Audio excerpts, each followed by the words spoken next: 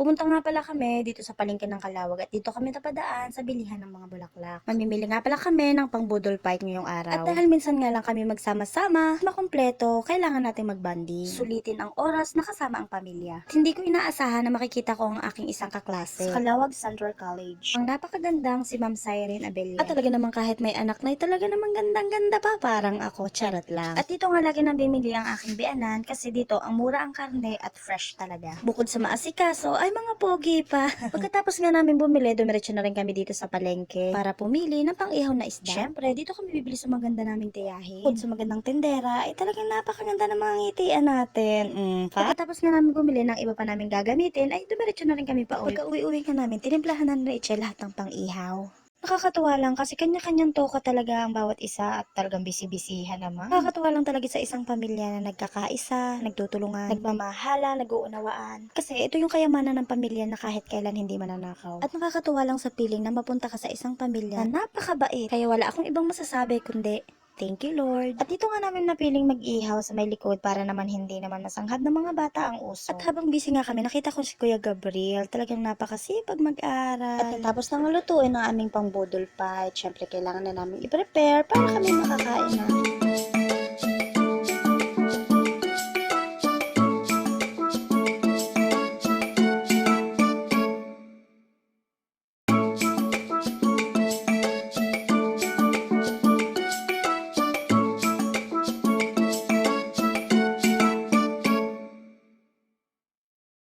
Binukudan nga pala namin ng table ang mga bata para hindi magkagulo.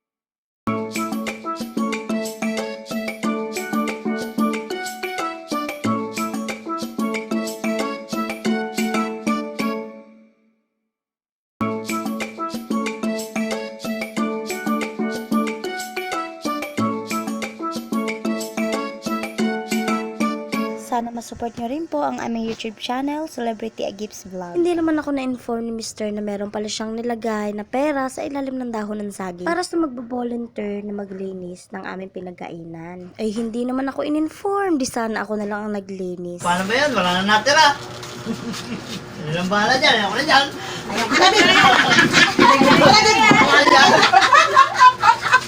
Ayoko na dyan yan, apa? Rinig na yan. Adi magligpit yung anwan. Gustong magligpit. Ano ba yan? Ayaw nila ng premyo.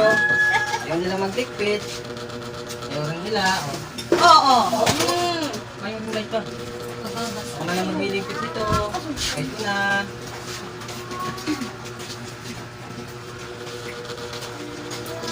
Ito na, episo ko kanina. Ito, episo ko kanina. Ito. Whoop! Whoop! Ito na, oh. Magliligpit. Wala na. Kailangan ako na. Ay, wala. wala kaya. Ay, sige ko sa bag ko.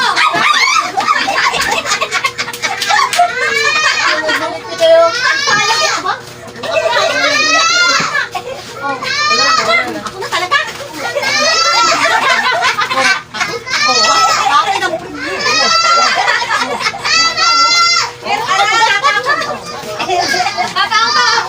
Papa, tawag ka ni Suri, dali! Mga ng pera ko, meron din ah. Ayun na si Ma'am. Sabi na meron din ah. Wala na! Ayun na! Hirupad naman. Uhuy! Ayun din siya. Wala na! Lugi ang dinagimis! Lugi! Lugi! Ayun! Mga nakatingin nila.